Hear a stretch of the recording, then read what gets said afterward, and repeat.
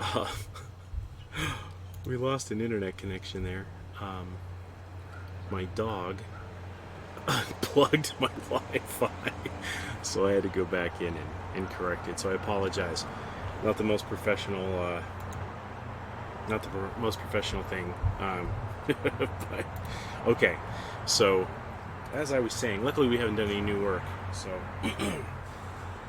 as I was saying, yesterday we were smoothing up this case line. This case line acts as an imaginary in-between between the two mold halves. So you want it to be a perfectly clean plane. So the cool thing about this, everything that we're doing here only needs to be done one time. So you don't need to do it with side 2 because it's already done. So side 1 is the pain in the butt. So cool. So let's go ahead and move on. What I'm going to do is I'm just going to... We had a little bit of a wind issue last night, so I had to kind of stop what I was doing early, so I didn't get quite all of the stuff I wanted to do done. I wasn't as methodical as I typically am.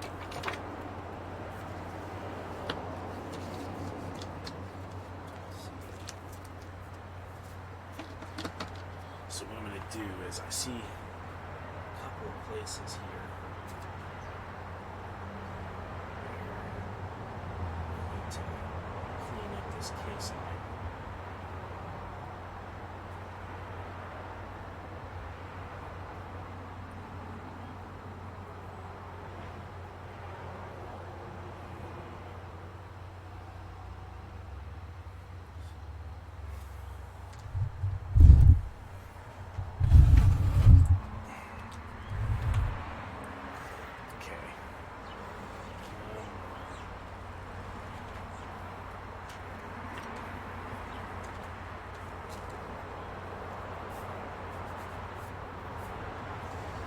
I'm going to apologize ahead of time. I've got this idiot neighbor who mows his lawn, I swear to God, 3 times a week. And he mowed it yesterday, so I assumed that we were good to go for today. But I just saw the jackass taking the goddamn mower back out to the front yard. So, I don't know. We may have a sound issue, so I apologize.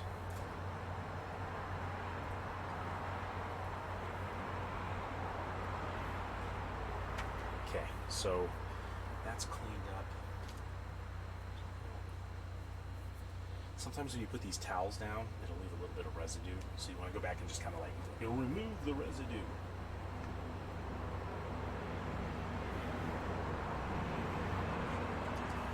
Okay.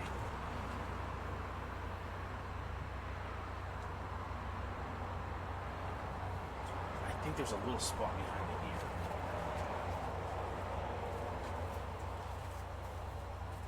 Basically, we're just trying to make sure that no plaster leaches to the other side.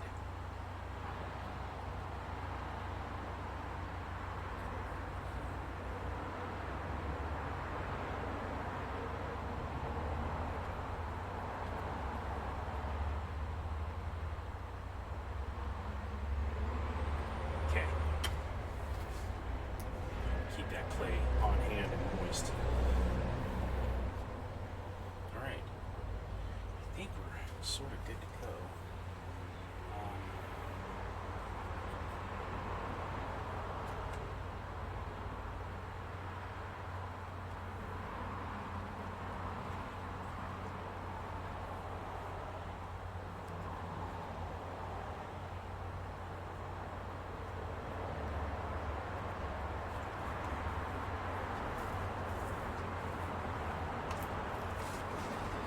Well, basically this is our pour spout, and really doesn't need to be pretty at all. Just cleaning it up a bit removes any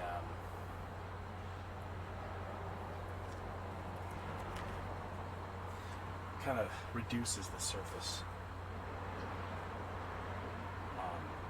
space, so that you've got less wasted like latex later.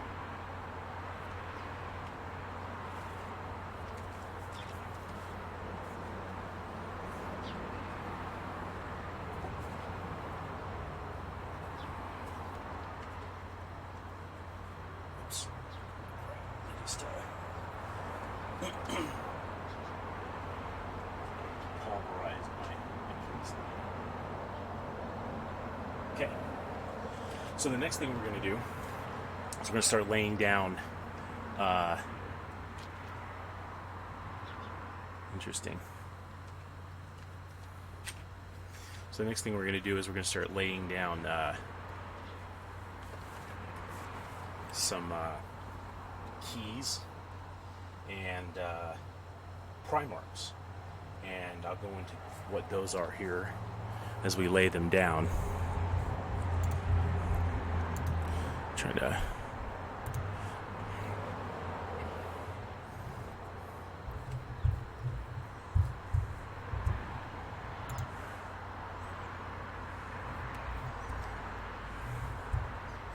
okay.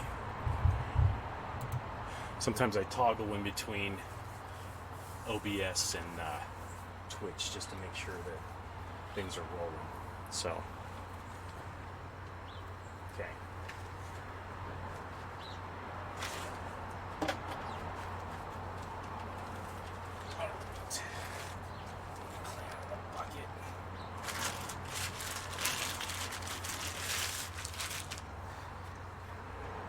I don't know if you can. Well, it's right behind there. It's not important. This is just a block of clay. Where's my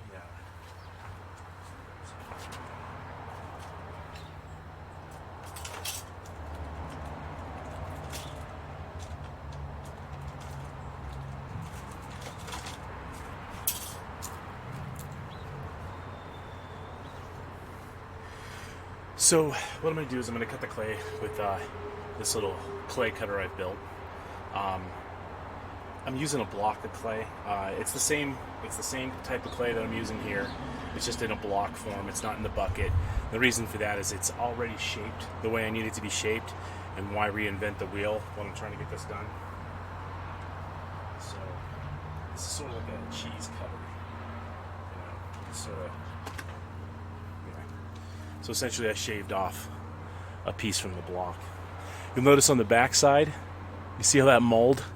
That's a typical issue with wet clay. So when you pick it up, you'll have, mold on it. So don't freak out.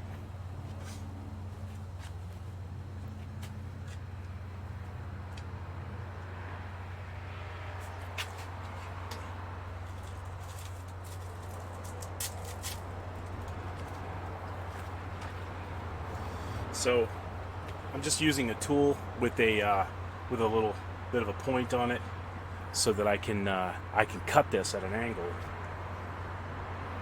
So what I'm going to do is about a 45-degree angle. I'm going to pull it through the clay. If I was a smart individual, I would have put something underneath that, but I would have also cut a straight line. So I don't think I have. Here, I can use this. Use my turntable. So, as you can see, I got like a 45-degree angle cut on that. Now I'm going to do it again on another one of the sides, trying to keep this thing, square. Failing.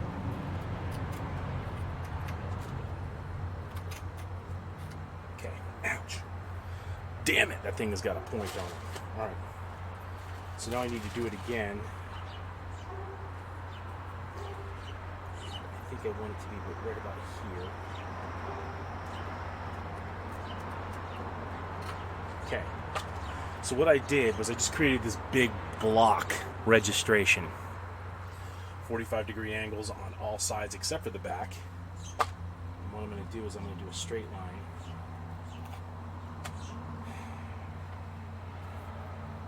I guess in some worlds that was a straight line. Let's try this again.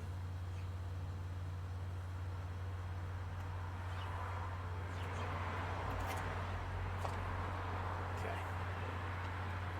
So I'm going to take this. This is called a registration key. I'm going to lay the first one right here.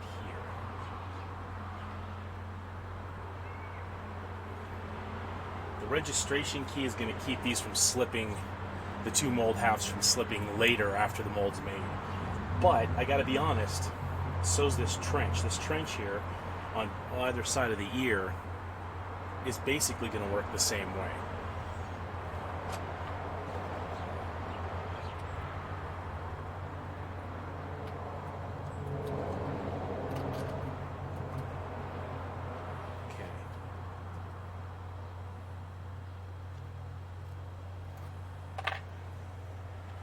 Created another one.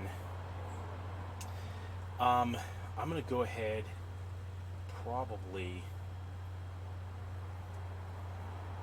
you know what, I'm not even sure if I need more than I've got, because these are so enormous. There is no way for this thing to slide. But typically what I would do is I put one here and say here, and then I would do the exact same thing on the other side, because you want them to be mirrored. But right now, these ears are so deep. Like, if I would take a measurement, that's about, it's almost, actually not almost, it's straight up 3 inches deep on both sides. That's a hell of a registration. So I'm just going to go ahead and keep that one. Yeah. So the next thing, I guess we're done with registration keys. But basically, when you got two molds coming together, you know, there's that smooth surface. You don't want them doing this while you've got latex in there. So you hold the thing with registrations so that it doesn't slide apart. So essentially, you'd have something like this. That way they don't slide apart. That's kind of what the ears are doing. It's what this is doing. So I think we're good to go there. So what we're going to do now is we're going to create pries. And these are really thin. You see how thick this is? We want to reduce that like quite a bit. So, and I think I have a pry bar that I use.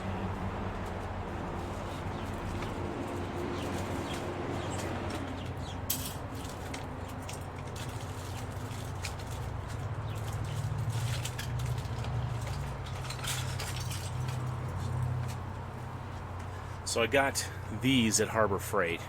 These are basically what I use to pry open my molds. You always want two of them because you want to be able to put equal pressure on both sides. We'll talk about that later.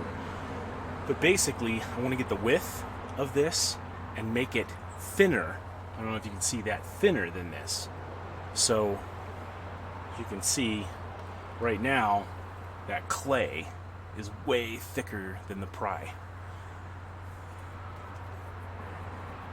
Hey, hey Neb. Thanks for popping in, man. Before you head into work, huh? Oh, thanks, man. I appreciate that. Hey, I don't know if you've already split, but I was checking out some of your videos.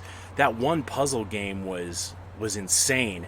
I ended up having to cut it off about halfway, but you were getting into the three-dimensional points and dots and diamonds. That thing was insane.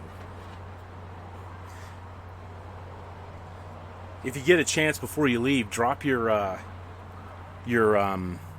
link to your page, to your Twitch account in here, so that I can direct people over there to check out your stuff.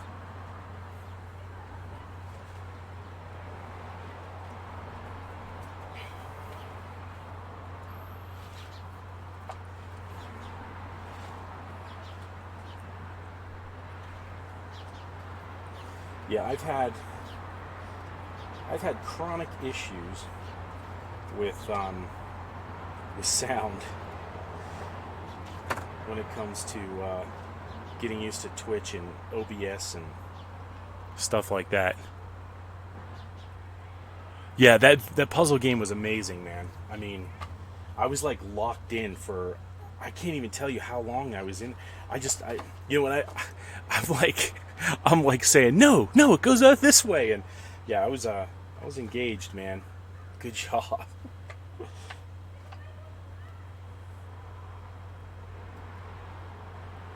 So what I'm doing is I'm taking my tool here and I'm going to set it down into the clay that I just rolled out. I just thinned out. And I'm going to essentially trace with my tool here just a little bit bigger than the pry bar itself. And I'm going to clean up this line a bit. So, I don't know, maybe about, what is that? About an inch and a half. It's going to be different for each one of your projects. So don't hold to the measurements I'm giving you in this particular, thing. But essentially, this will be a void. So the pry bar will slide in there and pry open the mold. So you want this to be the same size. You don't want all this slop, because if this is too thick or this is too wide, then when you're prying, you're actually working against open space, and it's not giving you the leverage that you want. So what we're going to do, and this, I also need to reiterate, this is going to be negative space in your mold. So you want to keep it a good distance away from the other negative space, which will be your sculpture.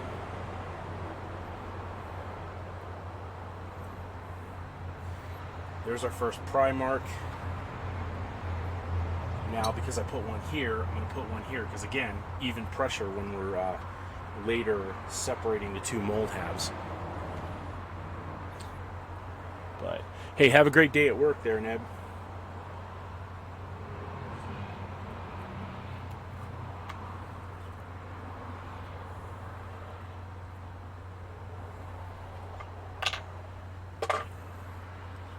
So I'm going to make a second one.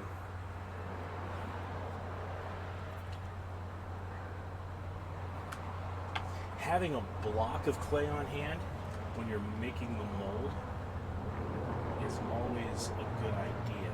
It's about the same size. I want to make sure it's the same size, so cut off that excess. Having a block of clay on hand is a good idea when you're making these things, because you can have the bucket of clay, which I have here for sculpting. That doesn't have to be pretty, but these lines do. So, having a bucket of clay where you can just, cut off a straight block and then, trim it down is really going to be a benefit. I mean, you can do it without it, but just from experience, it's always good to have one of these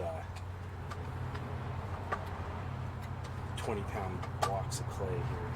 You know what? I'm not sure if it comes in 20 pounds or I think it's a 50-pound case, so it's about 24 pounds each block, and it's usually about 40 or 50 bucks. So you're really paying about $1 a pound for that stuff, which is incredible when you're talking about clay costs. I'm gonna do this one.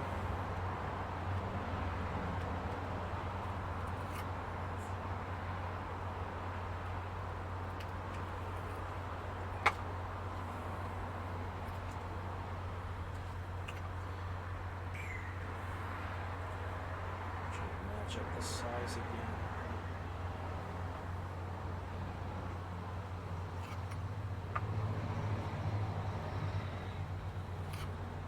Okay, so now we're going to put a pry bar here, pry mark here, and again, right here. Now, I don't want to put a pry in here, and the reason for that is this is curved. Your pry bar isn't. I mean, it's curved this way, but since it's going in this way, it's not curved. So if you were to put that in a curved space, you're going to put more pressure on one side than the other, and you can crack your mold. So yeah, so let's not put these on curved areas. I'm talking about extreme curves. If it's just a slight curve because of the shape of your case line, then you know what, so be it. But if it's an extreme curve like this 3-inch dip that comes down and back up, don't do it. So we've got 4 pries on here. You know what? I think for shits and giggles, let's just add 2 more.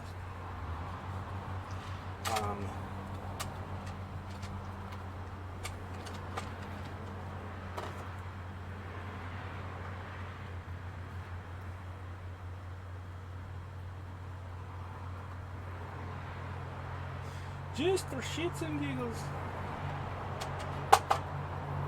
Let's do that. God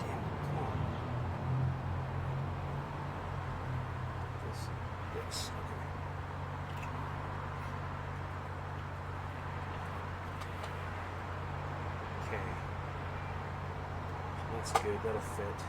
We'll just cut these two in half. Okay, so what I'm going to do is I'm going to take this one, stick it here.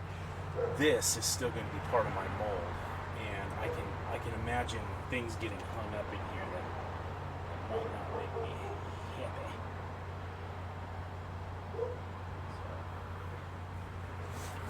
Now, we're going to try to make this, the wall here, as, hold on a second, I'm going to try to straighten it up a bit, as straight as possible, because what that's going to do is it's going to make our mold flat on one side, and luckily that's the production side. So when this thing is sitting upside down, it'll be sitting on the ground on this side, so you'll have a nice flat, place to set it down. A lot of times with smaller molds, it doesn't really matter if you do that, because you kind of need to have it put in something safe, like a bucket, like a 5-gallon bucket, which is pretty typical. So just to keep it from rolling on you. So I'm going to throw that in my bucket here. This stuff in there. Take a couple of these and drop them in the clay bucket so it doesn't... I done had a spray bottle, but I can't find it.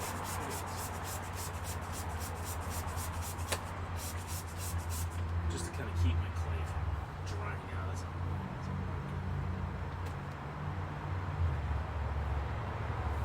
working. Okay, got all this nifty going on. Next thing we're going to do is the wall. So this retaining wall is a wall that will go all the way around. Now, one thing that when I'm teaching this stuff in a class, one thing that I've seen students do, and I try to get them not to do it, is this wall really only needs to be no more than 2 inches tall. But I'll see like walls this damn high going all the way around. It's completely unnecessary and a waste of clay. Because I got to be honest, a lot of this clay is going to get thrown in the trash, because when we go to take the mold and clean it up, there's going to be clay debris, plaster debris and all kinds of stuff, dried out clay all the way around, and it's actually not worth your time necessarily to go through and pick out all the plaster. Plus, when you're smoothing a surface for like the face, and you're getting this all smoothed out, and then you hit a plaster rock that was actually kind of hidden underneath the skin, now you just tore up all the stuff that you've worked on. So it's really it's a bigger pain in the ass than it is a help to have that clay. And like I said, the clay is inexpensive. There's some things that you'll go nuts trying to control. That should not be one of them.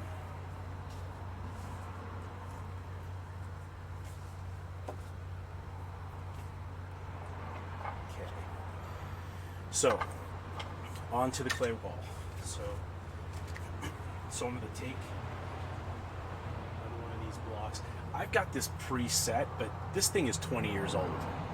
So there's going to be some wobble in the clay thickness, but it's going to be about, the distance between the wire and the wooden piece there.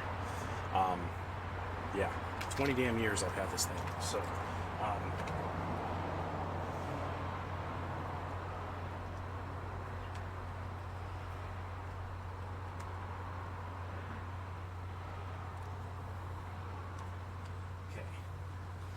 this wall's a little thick, so I'm going to roll it down.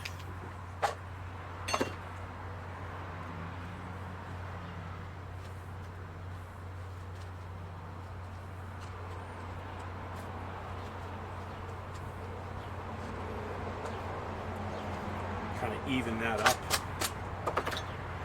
Now, this is kind of a good tool to have on hand, a yardstick, because, and this is a little wider of a yardstick than I would typically use, but it is what it is. I'm going to use this as the height governor of my clay when I cut it. So I'm going to lay this down. First thing I'm going to do is I'm going to trim off one of the sides here so I get a nice flat side. You can kind of see that, a nice straight line. Then I'm going to lay, if there's a way I can do this on, camera, I didn't realize how much of this stuff was being cut off. All right, so right here I'm laying that down so it's in line. And then I'm going to cut a strip there. And straighten this off just a little bit. So there's my first piece of wall. I'm going to lay it down like that, pretty much. There's really no rule that says you have to start anywhere in particular, but what I think I'll do is I'll just start right here, work my way around.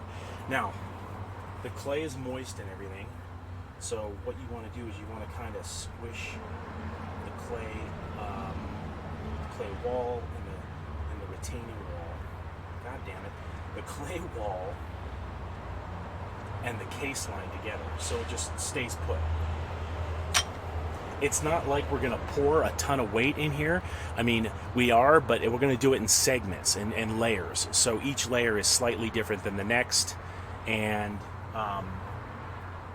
you know, it's not all going in at once, so it's not going to have a ton of pressure being applied, you know, weight-wise to those walls. So just smearing up a little bit of clay to keep leakage from seeping through the bottom is good.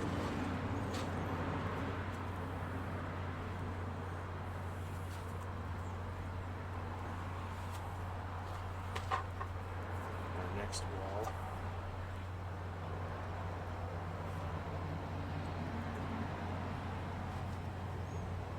Here's our next piece of wall.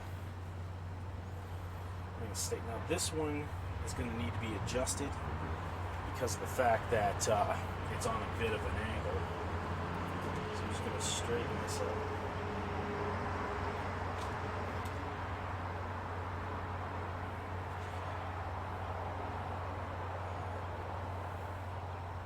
Okay, I'm going to cut off this excess here. Because this goes into a dramatic swooping down, so I want to make sure that that's covered. Also, I'm going to get this.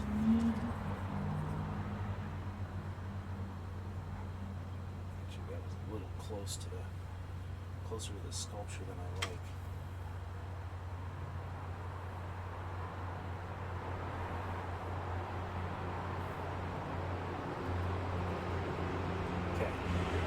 So when you've laid these down, and they're right, you want them right up against the pry mark. Because again, looking at this as negative space. So when we slide this bar into these pry spots, if there's a separation between those two, if this is a little further this way and there's a gap, then it's going to fill in with plaster. You're not going to have a pry spot.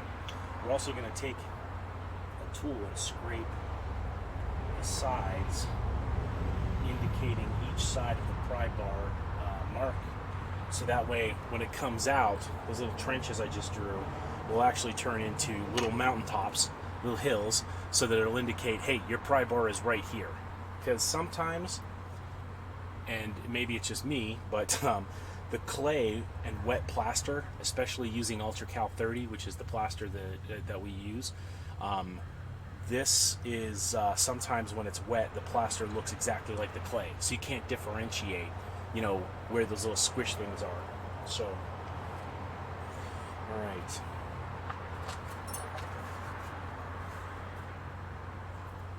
Oh, speaking of squish things.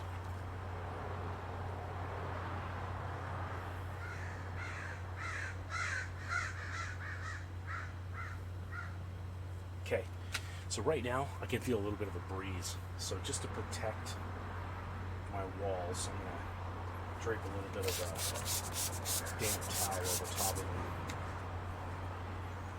I'm going to leave this one exposed so you can see what I'm doing. I think that's enough of an exposure, you can kind of see that.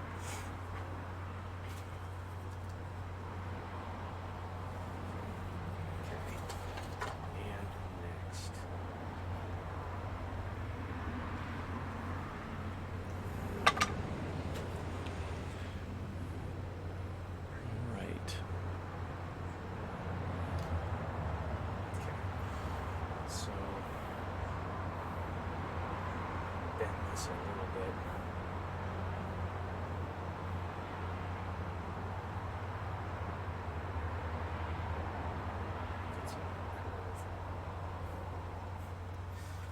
And you can see, I haven't even come all the way up, and you can see how extreme and deep that curve is. So we were talking about how it can be a registration of its own. That's definitely evidence right there.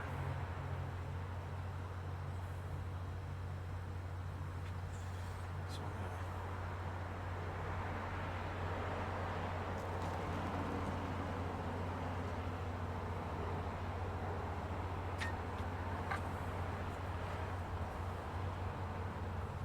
oops. Never going to hear the words oops when we're creating.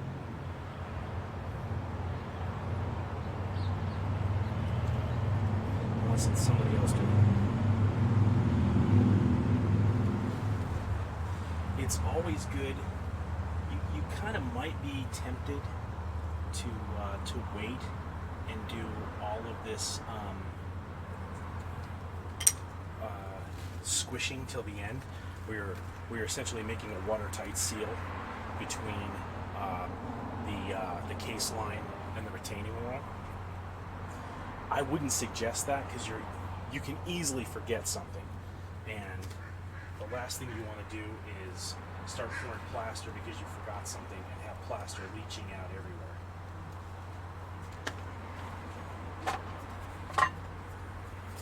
Okay.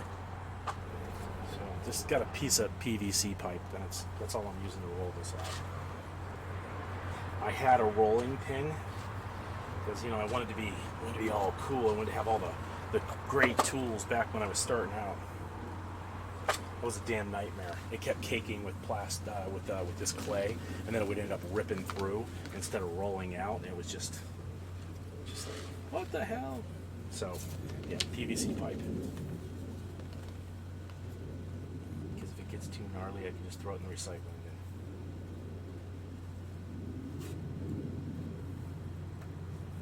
Okay, get this next one cut.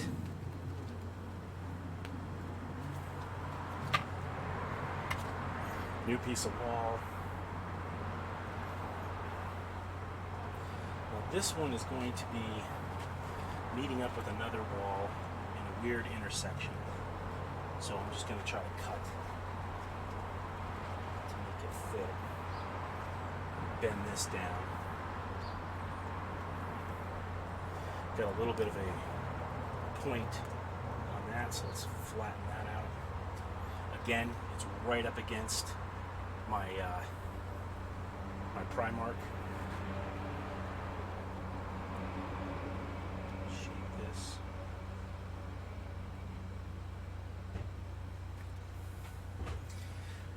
I mean, God, I hate that fucking guy. Maybe I can. You could probably go ahead and fill this in so it's not deep. I don't really do that because I want to gauge how deep the plaster is that I've created, for this mold. I don't want to have that thick plaster right here when it's not necessary, really.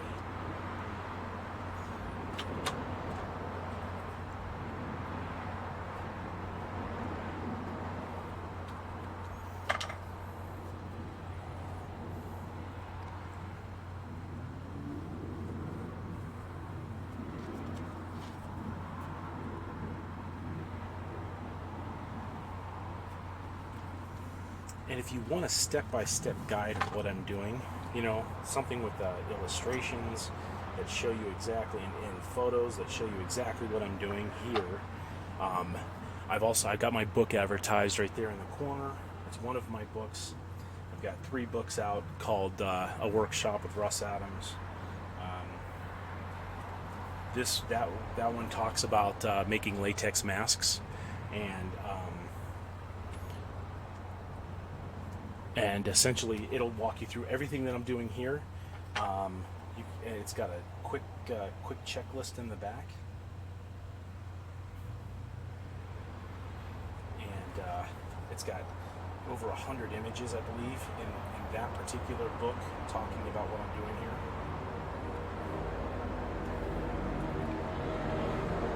It's actually been doing really well. Sold thousands of copies of that book. I'm very proud of that book. Yeah, same with the others. So we've got one that's called Creature Fur and Hair. Teaches you different furring methods for putting fur and hair on creatures. I've got another one called Shrunken Heads, and Shrunken Heads is actually just that, making shrunken heads. Realistic looking shrunken heads. And I'm working on book 4, which will be professional armatures, and then we've got a book planned, another book planned for probably next year at this time, and I'm not allowed to talk about that one in detail. So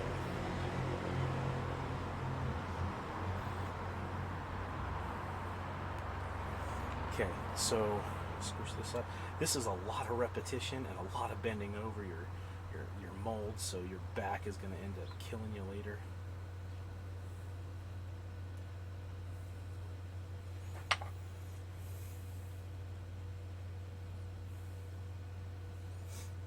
Take this. But if you can see, my registrations and my Primarks are all butted up tightly against that wall. And then as I do that, I put a little, scratch a little design on one side of not the registration, but the Primarks, so you can find them. You can find them later. Okay, so now I'm going to move to the other side.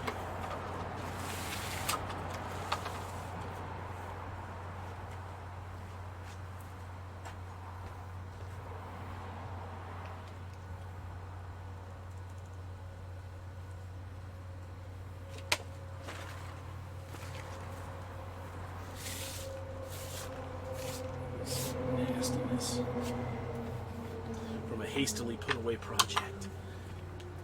Okay.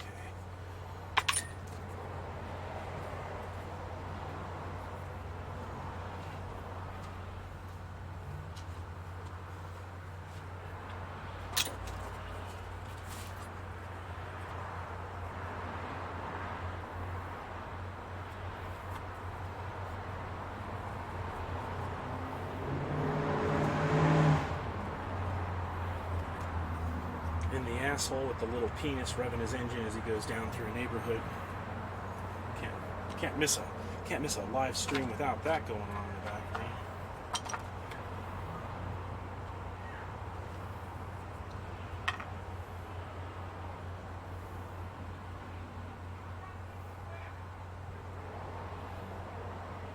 Jeez. Now they're over there screaming. There's these two elderly idiots that live next door to me, and they like treat each other like dog shit. Mostly the woman actually is mostly the abuser over there, but they're like 70, 80 years old. It's like, good God. This may sound bad, but I'm just waiting for them to die so I can buy their property and expand my yard. That's basically what I'm doing.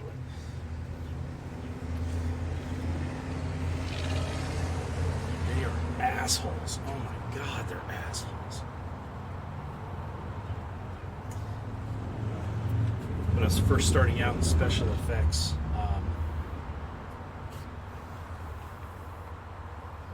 years ago, I was when I moved in here, I was still rather, I hadn't really gotten my own studio at the time when I bought this house, and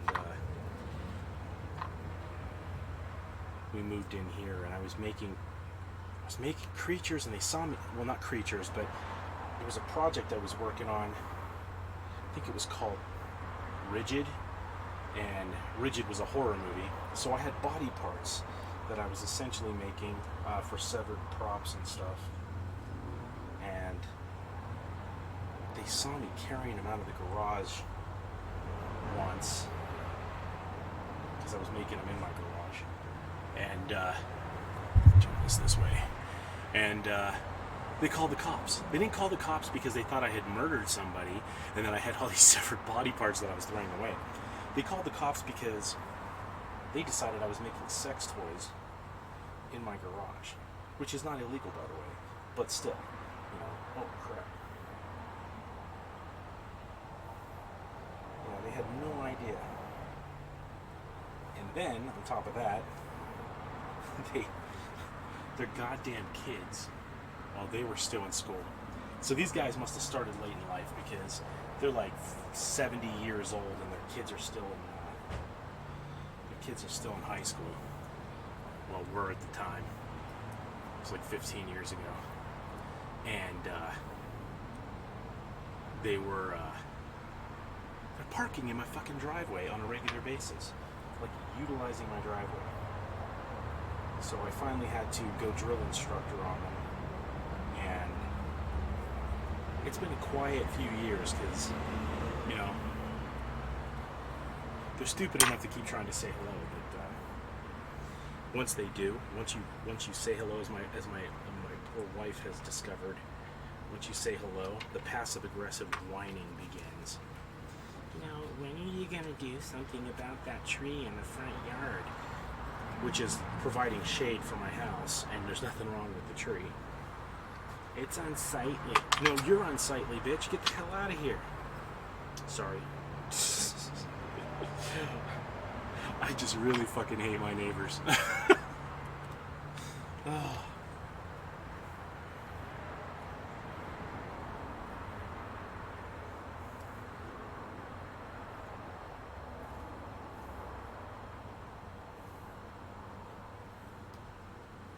So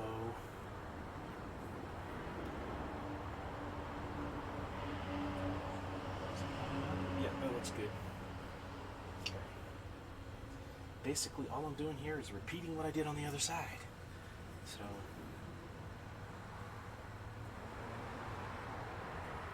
he also keeps trying to buy my truck, which I'm not going to sell to him. It's been parked there for a while. Yeah, needs a new carburetor. I'm not, you know, not in exactly a place where I have the time to take care of that, and you know, I haven't exactly, it hasn't been weighing on my mind, so I haven't, like, you know, shipped it off to a mechanic, you know.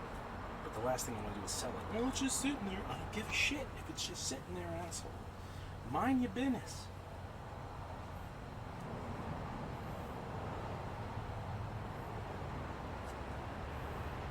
Old people.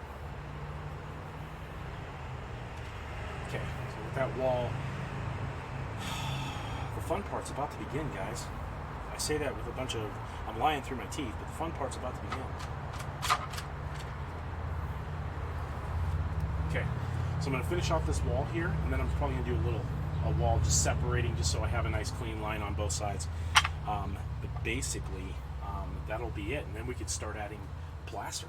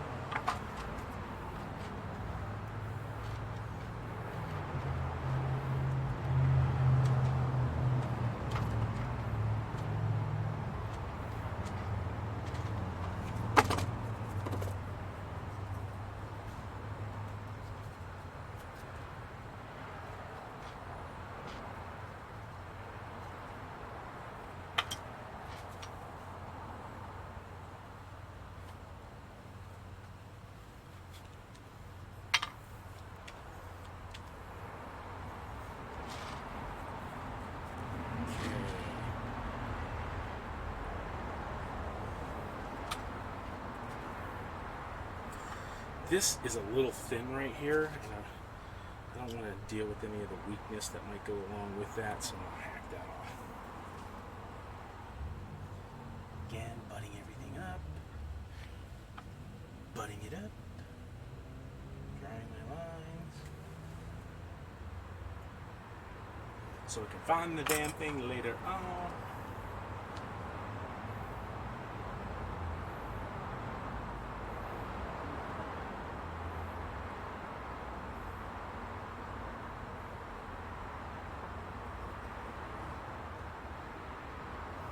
So guys, I'm not gonna lie, this is a big ass mold.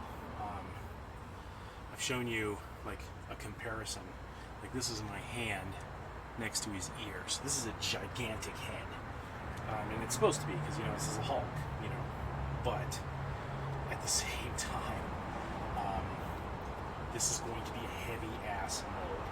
So even empty without any latex in it, this thing's going to be ridiculously, stupidly heavy.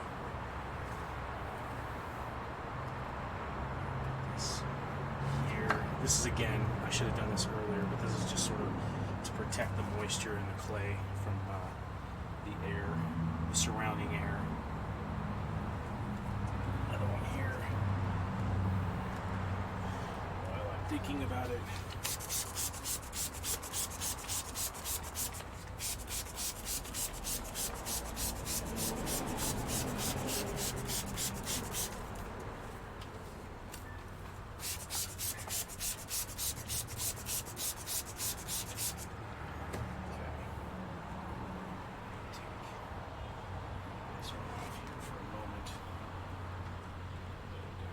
You can see this used to be a red. This used to be a red shop towel.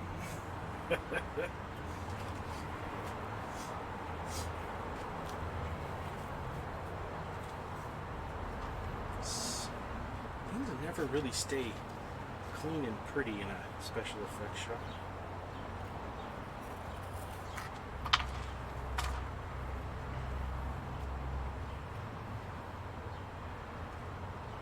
This.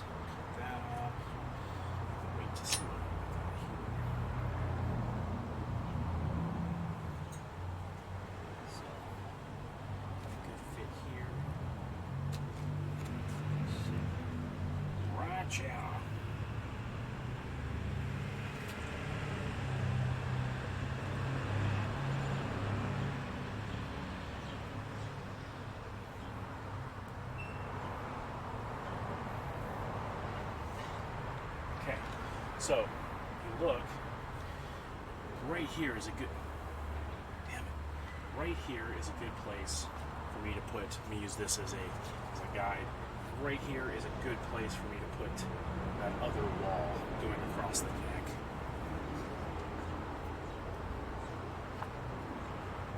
And it's basically the exact same thing, you just up and over. There's no need for keys or pries in this particular spot. So that's a good place for it. But I don't want to start it off like that. Just sort of testing it out.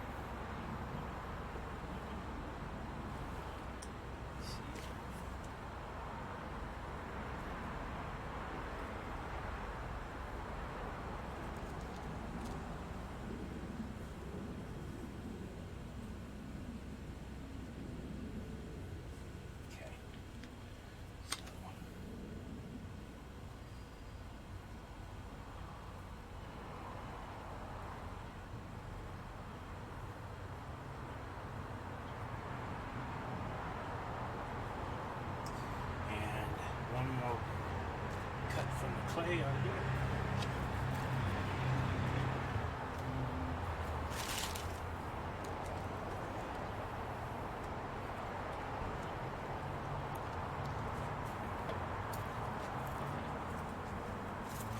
But you know what? I cut it thick. Damn it.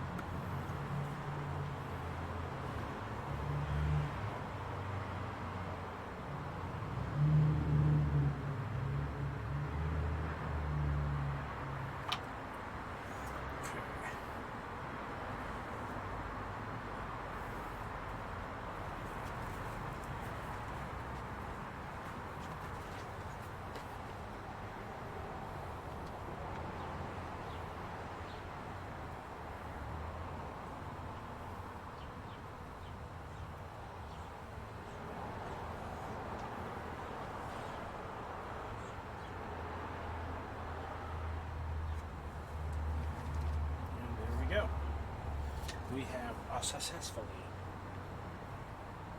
created a retaining wall, a case line, and a piece of, I'm just reinforcing the back here.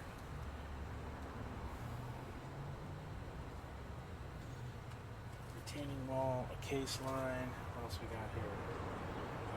The sculpture, and we are on our way to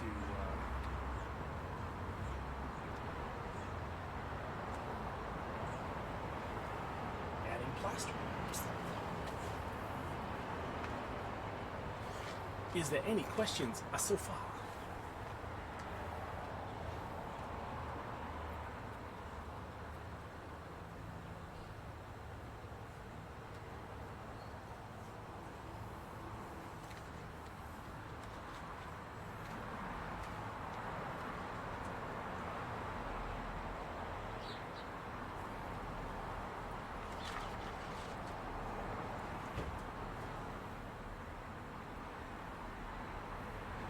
Okay.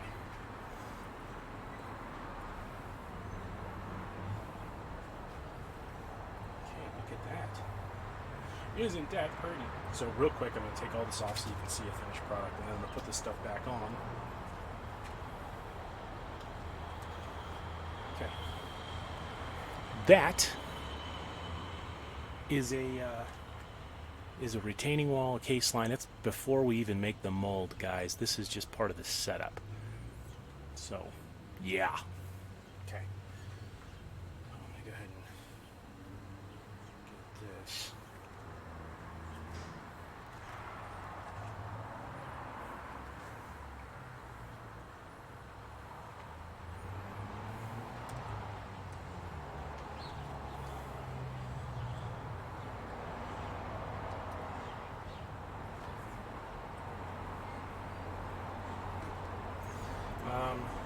You know what would probably wise if I draped this.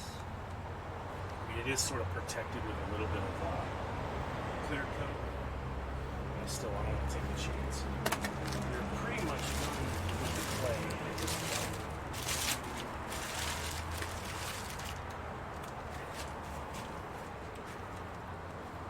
So, oops. Forget that big old slide right now. Okay, so this is where the disaster occurs. I say disaster. This is a mess from hell. So, oh, I guess I opened up a cut on my finger or something. Oops, that has to stay there.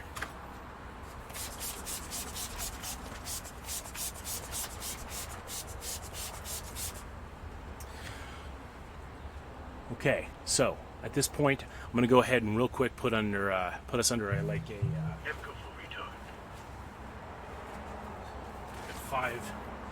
5-minute hold while I go get the plaster. So I'm going to see you guys in a few seconds.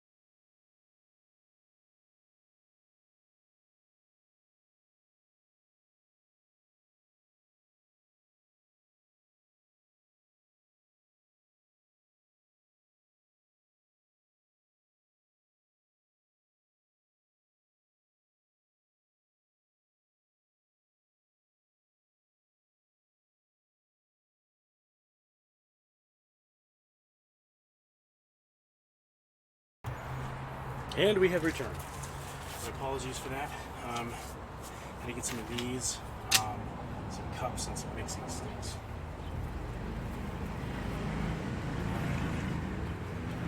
Use this for my plaster mixture.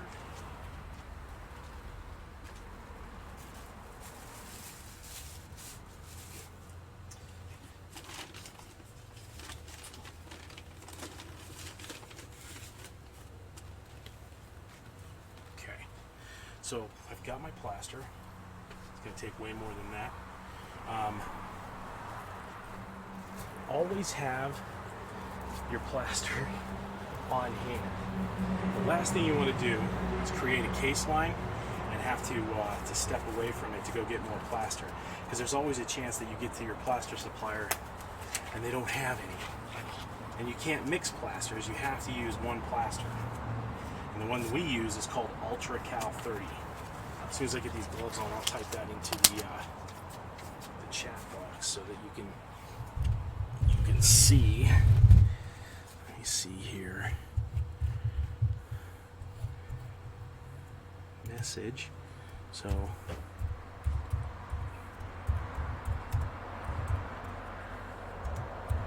is the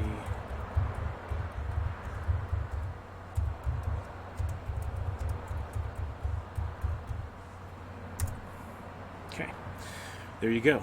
So UltraCal 30, you can pretty much pick that up at like foundation supply, foundry supply stores, stuff like that.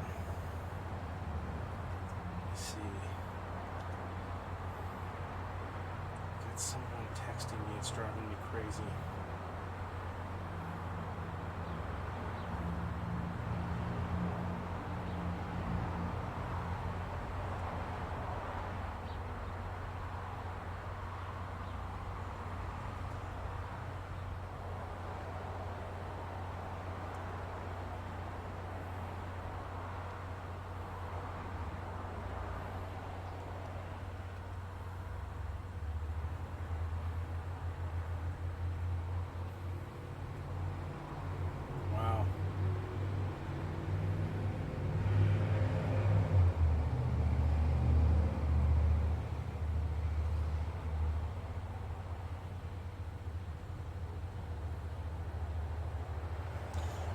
Okay, that makes sense. Okay, so first thing we're going to do is we're going to coat this thing in plaster. Take this thing off. Now, this is going to take forever to set up. So there's going to be a pause in between each one of the layers for a number of reasons. Number one, there's just nothing to do. This is the hurry up and wait portion of the mold making process. So we're going to coat this in plaster, but we can't really do anything with it until, damn it, we can't really do anything with it until that first coat is dry. You'll notice I have gloves on. Make sure you're wearing gloves. This stuff is no joke. It'll dry out your skin horribly. Let's see. So, let me see. No, I don't have that.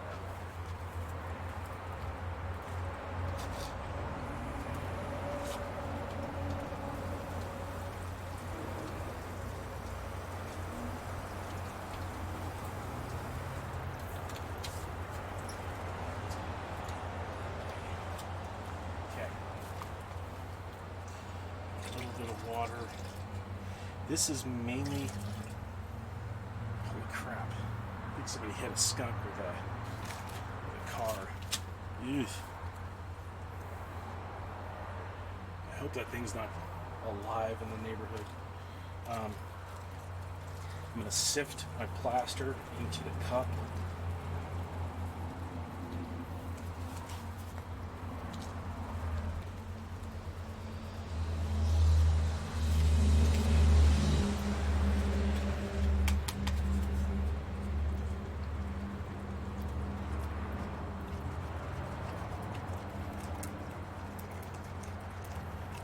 We're looking for a particular consistency in the plaster when mixing. kind of like a thick milkshake.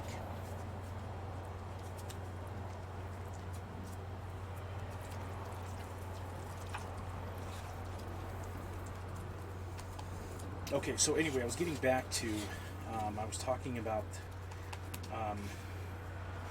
the need for probably stopping the video in between layers because, or the live stream in between layers, because this can take up to 30 minutes for each layer to kick off before we can put the next layer on.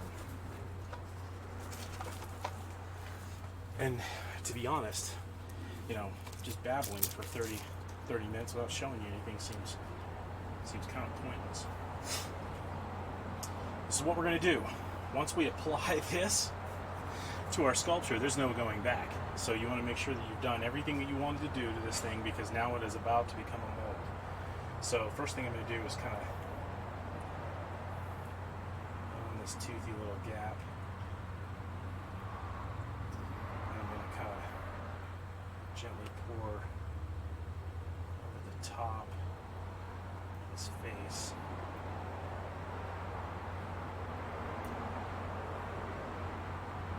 Okay, before I go any further, I'll use my brush and kind of, oops, a little piece of debris in there.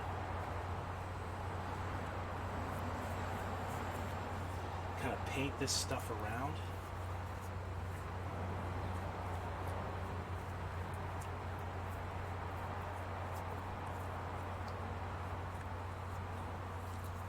I was talking yesterday on the live stream about how many molds I have made in my career, and it is a lot. Like, I think I said 200, but I'm pretty sure I've got 200 molds on hand right now. So it's likely much higher than that. It is much higher than that.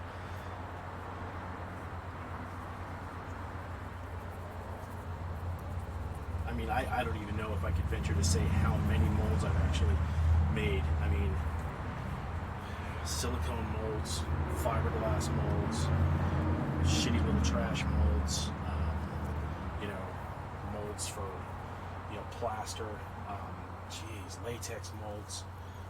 There's just so many damn molds. And some masks, like I was talking during our sculpting portion of the video, I was saying that sometimes a creature can actually have multiple molds that just go with the face mask. Like, for instance, some of our werewolves, which I'm actually creating for a client right now. Some of those molds are the ears are a separate mold. The head is a separate mold. The eyes are a separate mold. The teeth, if there is teeth involved, are a separate mold. I mean, it's crazy.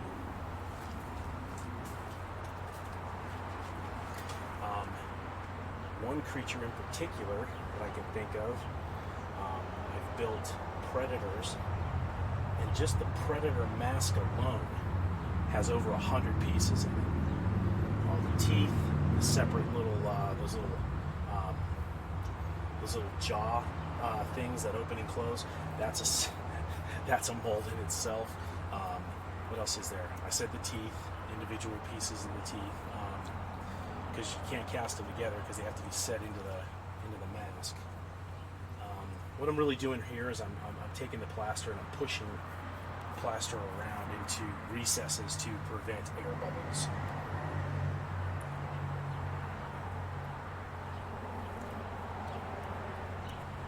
But yeah, there's 100 pieces in just a predator mask alone. You've got the Dreadlocks, you've got the Dreadlocks jewelry. What the hell is there? Those little spiny things that are on the eyes again. Yeah, just so many damn things that you don't think about it. But, you know, I've had people like look at me and laugh when I tell them that a Predator mask is going to cost them easily $800, and that's if I've already got it sculpted. If they want me to sculpt something new, it's going to cost them, you know, closer to $2,000, and they just look at me like I'm crazy, but they have no idea what level of work goes into making these things.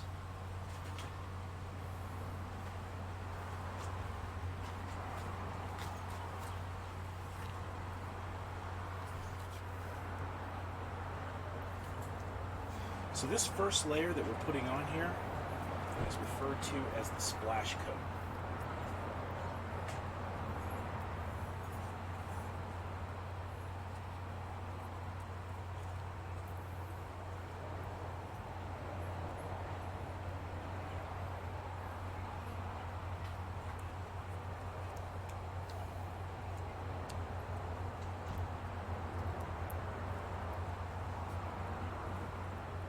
So the splash coat is essentially, its only purpose is to collect the detail from your mask. We're going to do 2 of these splash coats. First layer is the splash coat, second layer is the second splash coat.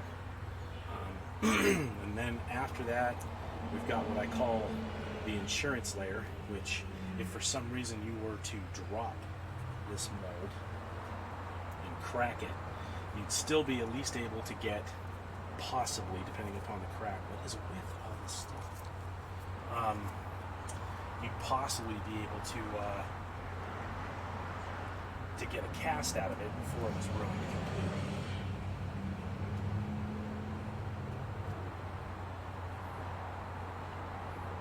Insurance layer pretty much consists of a layer of burlap soaked in plaster.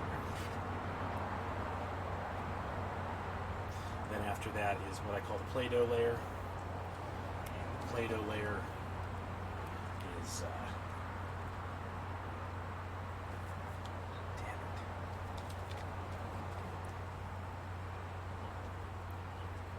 basically just a thick version of the this layer I'm putting on right now.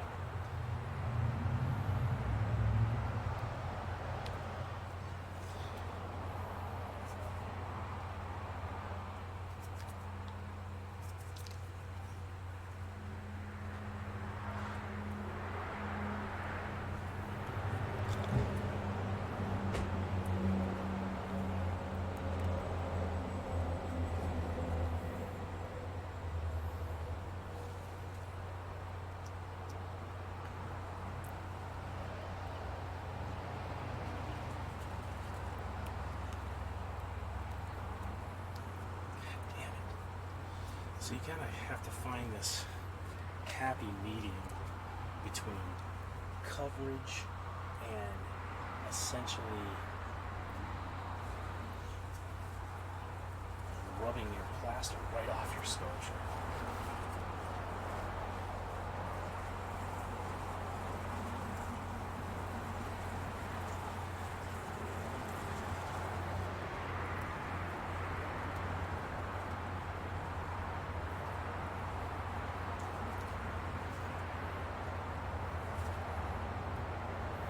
Okay, so that's basically over here and double check.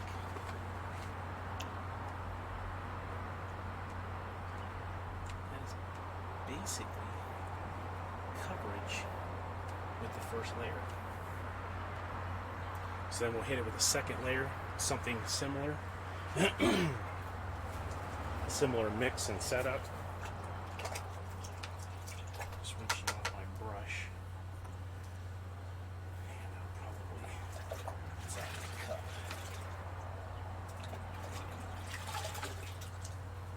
Cool. And that is basically it for that. This is ridiculous.